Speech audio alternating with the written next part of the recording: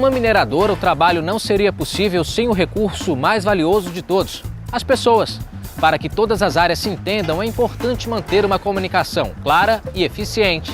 Só assim o serviço pode ser feito com qualidade e segurança. No episódio de hoje, você vai ver a diferença entre comunicação escrita, verbal e visual, as normas que regulam o sistema de mineração, o valor do mapa de risco, a importância do feedback e do diálogo diário de segurança, conhecido como DDS, e como se comunicar de forma eficiente. A comunicação é uma via de mão dupla. Para existir de maneira eficiente, é preciso de alguém que transmita a mensagem, o emissor, e ainda alguém que a recebe, o receptor. Por exemplo, eu estou falando com você, portanto, eu sou o emissor, e você aí do outro lado me ouvindo é o receptor. Mas apenas receber as informações sem entender o que significam não adianta. É preciso compreender o que é dito. A comunicação só se completa quando o outro lado assimila a informação. Para que não fique nenhuma dúvida, a comunicação se divide em 3 sistemas: visual, escrita e verbal. Nas mineradoras, por exemplo, a visual é feita por meio de sinalizações como placas. Você precisa delas para saber o sentido da via, se pode ou não estacionar ou ultrapassar, se existe voltagem, entre outros. Por causa da sua importância, elas devem ser mantidas em perfeito estado de limpeza e preservação. Já a escrita está presente no quadro de avisos, nos comunicados internos da empresa e nos manuais de instrução, por exemplo. Há ainda a comunicação verbal, que é a mais difundida no dia a dia. Ela é tão importante que interliga todos os setores da mina. A comunicação verbal também é regida pelas normas regulamentadoras de mineração. Quando há transporte em poços e planos inclinados, por exemplo, trabalhador e operador comunicam-se por um canal exclusivo de rádio ou telefone, utilizando os códigos, que devem estar afixados em locais visíveis. Para organizar tudo isso, uma boa prática é ter uma equipe de especialistas em segurança do trabalho e comunicação, que deve se juntar para elaborar um plano de ação específico e padronizado. O trabalho começa a partir da elaboração de um mapa de risco.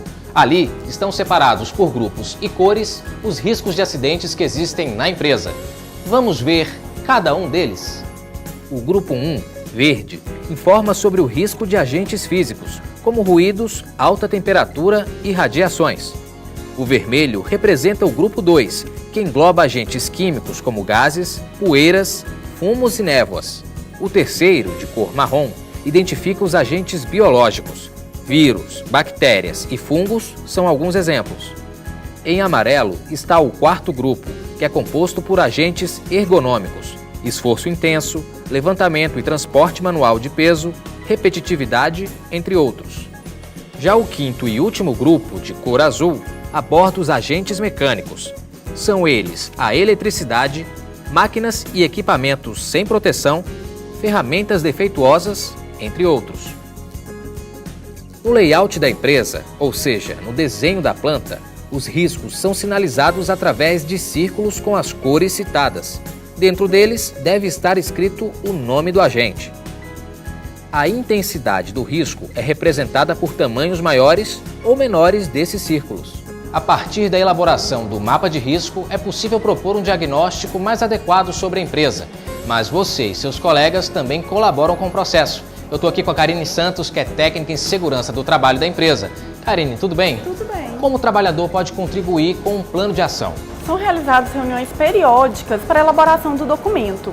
E a partir daí é divulgado aos trabalhadores esse plano de ação e o feedback deles é muito importante para contribuir com a segurança e com a melhoria contínua do documento.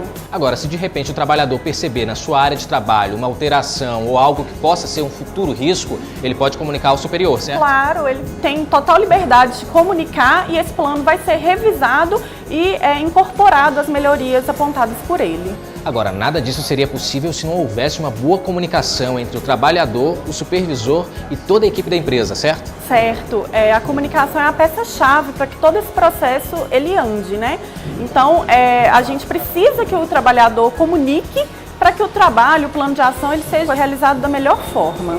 Porque se ele encontrou um problema, para esse problema ser solucionado, tem que haver uma comunicação. Tem que haver uma comunicação, senão o problema fica parado, né? Não há solução de problema se não houver comunicação. Tudo claro, pensando sempre na segurança do trabalhador. Claro, voltado sempre para a segurança do trabalhador. Além disso tudo, é importante passar para o trabalhador diariamente as informações sobre a importância da segurança do trabalho aqui dentro. Isso pode ser feito por meio do Diálogo Diário de Segurança do Trabalho, ou DDS, que é uma boa prática promovida pela empresa. Nesses encontros, os trabalhadores são informados sobre as ações de SST que vêm sendo realizadas. Os assuntos abordam qualidade de vida, proteção e, claro, segurança e saúde.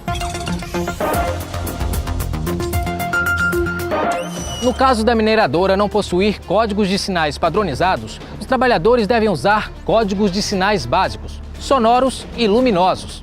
Esses toques indicam ações como parar, subir, descer, entrada ou saída de pessoas, velocidade, chegada de pessoas e emergência. Um toque longo, por exemplo, significa parar a atividade. 2 toques curtos significa que é hora de descer. Se houver alguma falha no sistema de comunicação, o transporte deve ser paralisado imediatamente e o setor de supervisão chamado. É importante lembrar que os equipamentos de comunicação devem ser resistentes à poeira, à umidade e à estática. Agora, para reforçar essas lições, que tal ver na prática como uma comunicação eficiente pode te ajudar? Vamos supor que você esteja realizando uma atividade de perfuração e percebe que a broca está emperrada numa rocha. Caso seja um problema simples, estabeleça contato com o mecânico pelo canal de manutenção no rádio. Diga a ele, de forma clara e direta, qual o problema. Muitas vezes, as atividades aqui dentro são sensíveis e exigem a rápida comunicação. Por exemplo, a construção ou reforma de um túnel. Nesse caso, além da instalação de placas que informem os equipamentos obrigatórios e os possíveis riscos do local, a comunicação entre trabalhadores e base deve ser contínua. Para isso, o grupo que está se comunicando ativa a função de emergência no rádio. Assim, com um simples toque no aparelho, o trabalhador comunica à base uma situação de emergência. Hoje você viu a importância da comunicação visual, escrita e verbal para a sua segurança. Como se realiza a leitura do mapa de risco, a importância do DDS e o sistema de comunicação em códigos. Continue acompanhando a série para mais dicas de segurança e saúde. Eu espero você no próximo capítulo. Até lá!